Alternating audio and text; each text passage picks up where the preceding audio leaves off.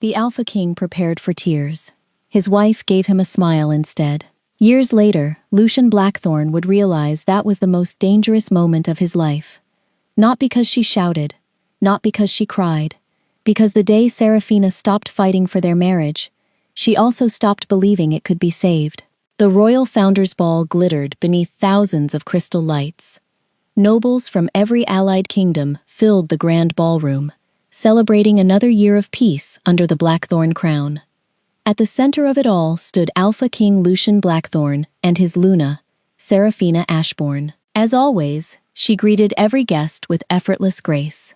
She remembered names, asked about children, thanked elderly generals for decades of service. Even visiting ambassadors whispered among themselves, "The Luna has the heart of the kingdom." Lucian heard the compliments. He smiled with quiet pride. Then the palace doors opened. A hush swept through the ballroom. Lady Vivian Thornmere entered, wearing a silver gown that shimmered beneath the chandeliers. Once, before duty reshaped the future, she had been the woman everyone expected Lucian to marry. The whispers began immediately. They were always meant to be. I heard they never stopped caring. What unfortunate timing for the Luna. Seraphina heard every word. She simply continued welcoming guests. Dinner began. Music softened. Conversation flowed easily, until an elderly duke lifted his wineglass. "Your Majesty," he said with a laugh, "if Lady Vivian had never left the kingdom." He smiled toward Vivian. History might have crowned a different queen. Silence fell across the royal table. Forks stopped moving. Musicians lowered their instruments. Every eye turned toward Lucian. This was the moment. One sentence would end every rumor.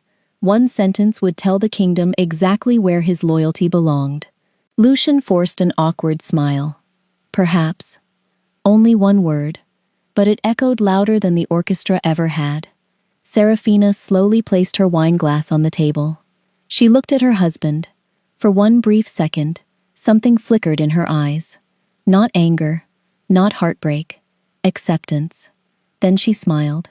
A gentle, beautiful, almost peaceful smile. She finished her dinner. Asked the queen of a neighboring territory about her grandchildren. Complimented the chef on the evening meal. Laughed politely at another noble's story. No one watching would have guessed anything had changed. Least of all Lucian. Relief settled over him. She wasn't making a scene. She wasn't demanding explanations. He convinced himself the moment had passed. He had no idea that silence could end a marriage more completely than any argument. As the final dance began, Seraphina accepted Lucian's offered arm with the same graceful smile. Only she knew it would be the last evening she ever spent as the kingdom's Luna. Lucian followed Seraphina to the Luna wing, expecting raised voices. Instead, he found silence. She stood beside the library shelves, carefully removing books one by one and placing them into wooden boxes. Not hurriedly, not dramatically, methodically. He loosened the collar of his formal jacket. "So," she looked up. "So? I thought we'd talk." "We are." She smiled pleasantly and returned to the books. The calmness unsettled him. "Aren't you going to ask me about tonight?" She slid another book into the box. "Would it change your answer?" Lucian frowned. "My answer to what?" "Exactly." The room fell quiet again. He watched her arrange the books according to size instead of title, something she had always done because she claimed it made unpacking easier. "What are you doing?" he finally asked. She glanced around the room, putting things where they belong. The answer sounded ordinary, yet something about it made him uneasy. "You aren't angry?" She met his eyes. "No. You should be." A soft laugh escaped her. "I don't think that would help either of us." Lucian stepped closer. "What happened at dinner wasn't what it looked like." She nodded. "I know." "You do?" "I know one word can say more than 100. He opened his mouth, then closed it again. For the first time that evening, he didn't know what to say. She crossed to a cabinet and removed a small wooden music box. Her father's gift on her 16th birthday. It rested gently inside another crate. "You keep packing," he said. I'm not packing. She smiled again. I'm deciding what belongs to me. He looked around the room. Nothing seemed different. The royal portraits remained on the walls. Her gowns still filled the wardrobe. The Luna's crown rested on its velvet cushion. He let out a quiet breath. Perhaps he was imagining things. Perhaps tomorrow they would laugh at how awkward the evening had become. He walked over and kissed her forehead. I'm sorry if I embarrassed you. I know. I'll make it right. I hope you do. Satisfied that the worst had passed, Lucian squeezed her hand before leaving for his study. He never noticed what she did after the door closed. She crossed to the wardrobe, past every royal gown, every jeweled necklace, every gift received after becoming Luna. Instead, she opened a cedar chest tucked beneath the window. Inside were the things that belonged to the woman she had been before marriage. Her mother's quilt, a leather journal, a pressed wildflower, a silver hairpin from her childhood. One by one, she chose the pieces of the life she intended to keep. Before dawn, the palace belonged to silence. The grand corridors that bustled with servants during the day now echoed only with the soft sound of Serafina's footsteps. She carried a single travel bag, nothing more. She stopped first at the orphan school, tucked inside the eastern courtyard. Years earlier, the room had been an abandoned storage hall. Now, tiny desks stood neatly in rows, and colorful drawings covered the walls. The elderly teacher looked up in surprise. Your Grace? Serafina smiled. I wanted to say goodbye. The woman frowned. Are you traveling? For a while? The teacher embraced her without asking another question. Some farewells needed no explanation. Next, Serafina crossed the palace gardens to the healer's greenhouse.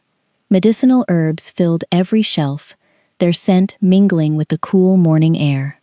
She ran her fingers lightly over the lavender she had planted herself. Take care of them, she whispered to the young apprentice arriving for work. I will, he promised. Her final stop was the royal kitchens. The head cook looked up from kneading bread. You've never missed breakfast service. I know. She handed him a folded recipe book. My mother's winter soup. He accepted it with trembling hands. We'll miss you. She simply smiled. At the front entrance, the chief steward waited, as though he had somehow known she would come. She placed a sealed envelope in his hands. For His Majesty. His eyes widened. Your Grace, if he asks where I went. She paused. Tell him I finally stopped waiting. The old steward bowed deeply, unable to hide the tears gathering in his eyes. As the first rays of sunrise touched the palace towers, Serafina walked through the open gates. No escort, no carriage, no farewell procession. Just one woman quietly leaving the life she had spent years trying to hold together.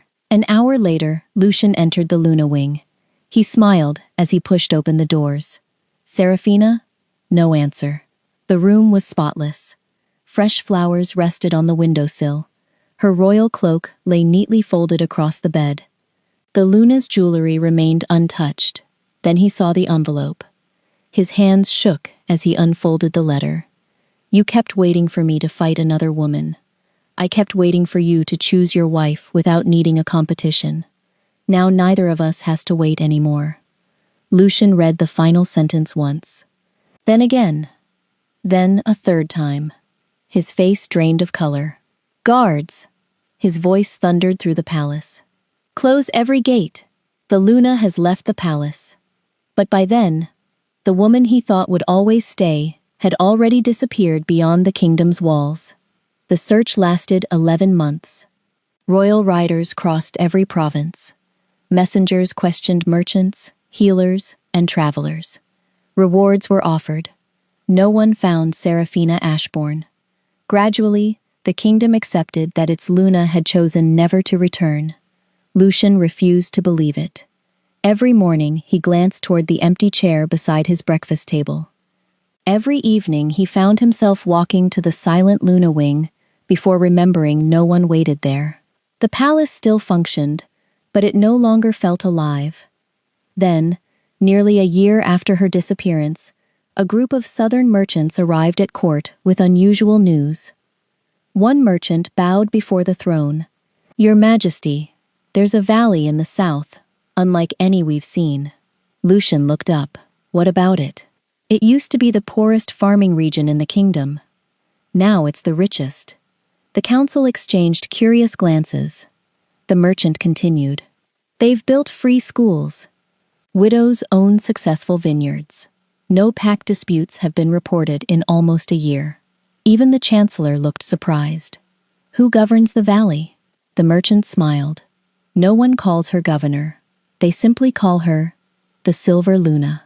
Lucian's heartbeat slowed. "What does she look like?" "Dark hair, silver-gray eyes, and she smiles at everyone." He was already standing. 3 days later, he rode into the southern valley with only one guard.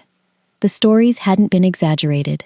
Children hurried toward a cheerful stone schoolhouse. Rows of healthy vineyards stretched across rolling hills. Neighbors laughed as they worked side by side. No fear, no hunger, no bitterness. The village felt peaceful. Then he heard laughter. He turned. There, beneath rows of heavy grapevines, stood Seraphina. Her sleeves were rolled to her elbows. A basket rested against her hip as she helped an elderly farmer gather fruit. Purple juice stained her fingertips. A little girl proudly handed her a crooked bunch of grapes. "Are these the sweetest?" Seraphina examined them carefully. "They're perfect." The child grinned. Lucian couldn't remember the last time he had seen his wife laugh like that. Not the graceful smile she wore at court. A real laugh. Warm, free. One of the farmers noticed him first. "Miss Seraphina?" She turned. Their eyes met across the vineyard. For a brief moment, surprise flickered across her face. Then she smiled politely, the same gentle smile she had worn at the founder's ball. Only this time, there was no sadness behind it. Lucian finally understood the truth he had spent nearly a year refusing to face. She hadn't run away from him. She had simply walked toward the life she should have been living all along. Lucian waited until the day's work was finished. He didn't interrupt the harvest.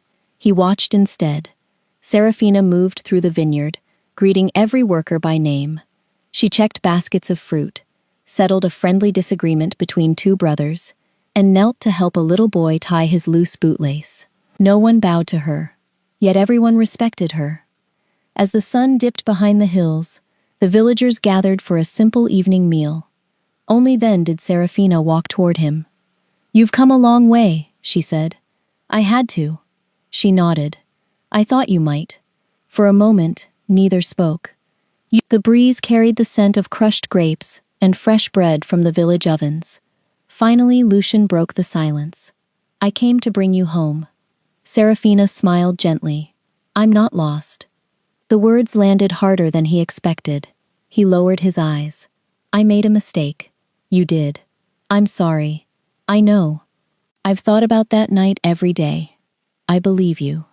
Hope flickered inside him. "Then come back." She looked toward the village square, where children were helping elderly neighbors carry baskets of food. "They're waiting for supper," she said quietly. "So are we."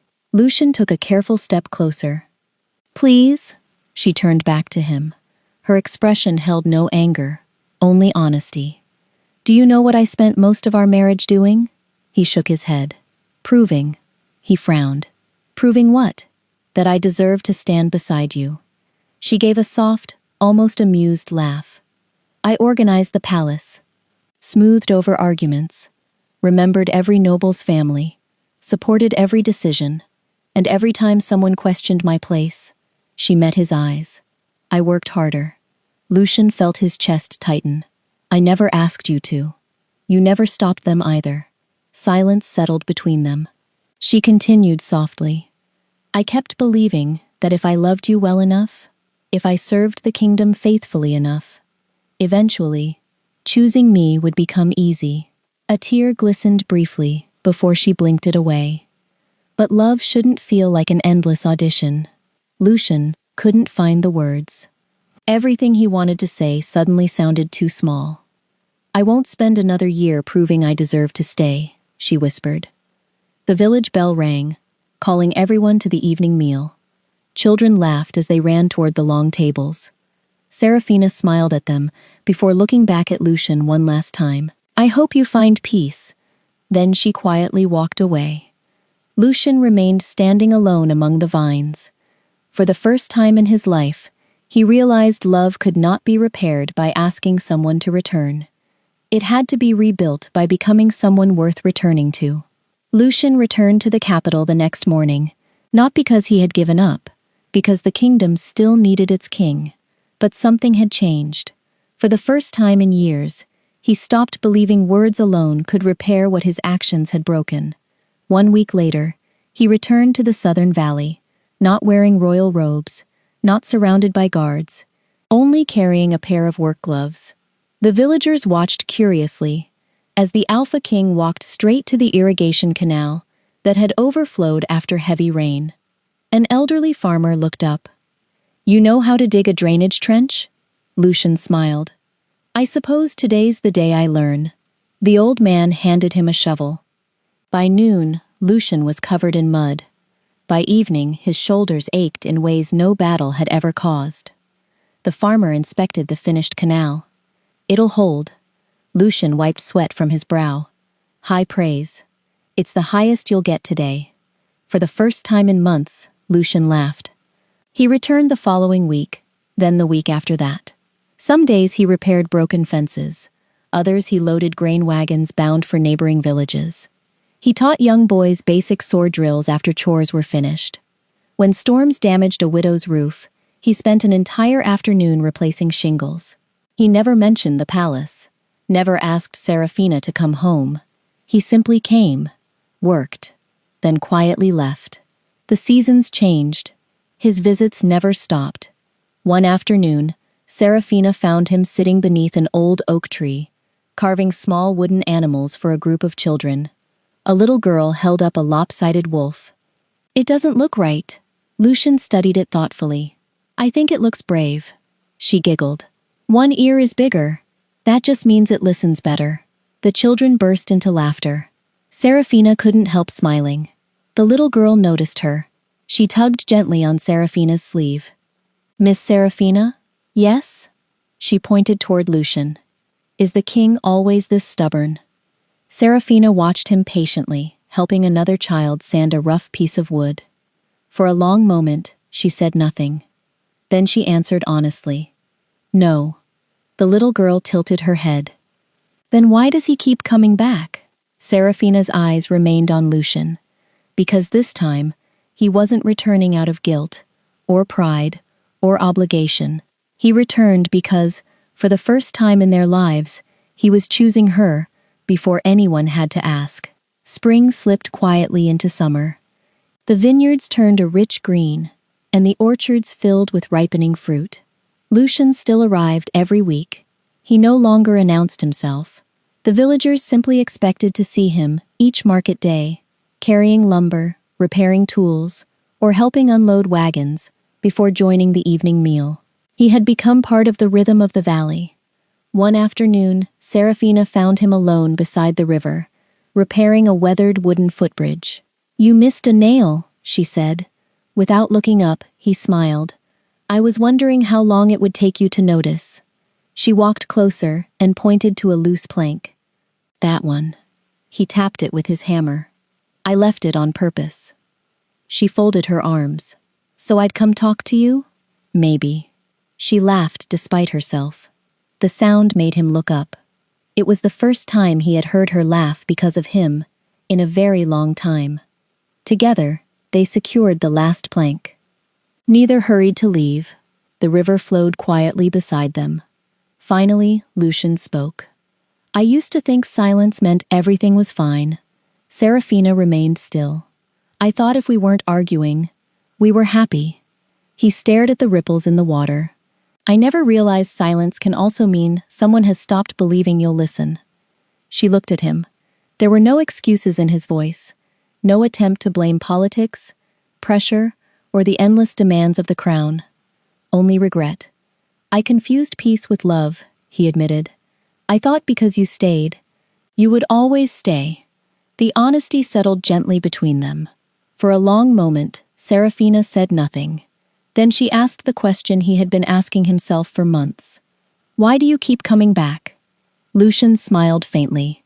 "Because the first time I came here, I wanted to bring my wife home." He met her eyes. "Now I come, because this is where the woman I love chose to build hers. And I want to be part of it. Not to change it, not to take her away. Simply to belong beside her." Serafina searched his face. The man standing before her was no longer the king who assumed she would always wait. He had learned to wait himself, to show up, to keep choosing, without demanding anything in return. In the distance, music drifted across the valley. Villagers were hanging lanterns between the vineyards. The Harvest Moon Festival was only a few days away. Serafina looked toward the glowing lights, then back at Lucian. For the first time since leaving the palace, she wondered what it might feel like to choose him again. The Harvest Moon Festival began at sunset. Lanterns glowed between rows of grapevines, casting warm golden light across the valley. Long wooden tables overflowed with fresh bread, roasted vegetables, baked apples, and the season's first wine. Children danced barefoot across the grass. Musicians played cheerful melodies beneath the stars. Serafina moved through the crowd, greeting neighbors who had become family. This valley had given her something the palace never could. A place where she never had to earn the right to belong. As the music faded, the village elder stepped onto the small wooden stage. "I believe," he said with a grin, "someone has something to say." Laughter rippled through the crowd. Lucian walked forward. He wore no royal robes, no jeweled cloak, no crown. Only a simple white shirt with the sleeves rolled to his elbows. In his hand rested a small velvet pouch. The valley grew quiet. Lucian's eyes found Serafina. "When you left," he began, "I believed I'd lost my queen." He smiled sadly. "I was wrong." He reached into the pouch and revealed the Luna ring she had left behind in the palace. "I lost the privilege of standing beside the woman who spent years choosing me, while I assumed she'd always stay." He stepped down from the stage, one slow step after another, until he stood before her. Then he knelt. "Not as Alpha King, as a husband. I choose you." His voice was steady. No hesitation, no comparisons, no waiting for you to prove your place. He held up the ring. "I'll choose you tomorrow, and the day after, and every day I have left." Silence filled the valley. Children stopped whispering. Even the breeze seemed to pause. Serafina looked at the ring, then at the man kneeling before her. A year ago, she had walked away because she refused to compete for her own marriage. Now she saw a man who no longer expected her to fight. He had done the fighting himself. Against his pride, against his assumptions, against the habits that had nearly cost him everything. She took the ring gently from his hand. Instead of waiting for him, she slipped it onto her own finger. Then she offered him her hand. This time, she smiled, her eyes shining with quiet tears. "I'm choosing too." The valley erupted into cheers. Around them, the wolves lifted their heads toward the full moon and howled as one. For the first time, their marriage belonged to both of them. Serafina returned to the palace 6 months later. Not because the throne called her back, because her heart did. When the royal carriage stopped before the palace steps, the servants gathered in silence. Many remembered the morning she had walked away, carrying a single travel bag. Now they watched her return with the same quiet grace. But this time, her smile carried peace instead of resignation. Lucian met her at the entrance. He didn't offer his arm, he offered his hand. She took it willingly. Together, they walked through the palace doors. The Luna wing looked much as she remembered. For exactly 1 day. The next morning, workers filled its halls. Unused guest chambers became homes for orphaned pups. The grand reception room became a school where children from every pack could study together. An empty ballroom was transformed into a healing center for wounded wolves and widowed families. The palace no longer existed only for nobles. Its doors opened to the people it was meant to serve. When the council questioned the expense, Lucian answered simply, "The palace should never feel grander than the kingdom it serves." No one argued again. Years passed. The laughter of children replaced the echo of empty corridors. Travelers resting in the sanctuary often asked why the Luna Wing looked so different from every other royal residence. Lucian always smiled before answering. "Because once, I mistook peace for happiness. I mistook silence for forgiveness.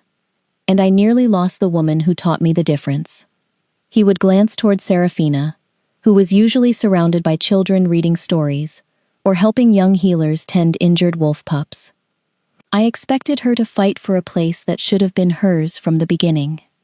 But love isn't proven by how hard someone struggles to stay." He slipped his hand into hers. "It's proven by how faithfully you choose them before they ever have a reason to leave." Serafina squeezed his hand gently. This time, she never questioned whether she belonged, not because she had changed, because the man beside her finally had. The kingdom remembered the night the Luna smiled instead of arguing. History remembered something far greater. The king who learned that the quietest goodbye could become the loudest lesson, and the woman who walked away without bitterness, built a beautiful life of her own, and chose to return only when love no longer required her to compete for it. From that day forward, the Luna Wing was never empty again. It was filled with kindness, laughter, and a love that both of them chose, every single day.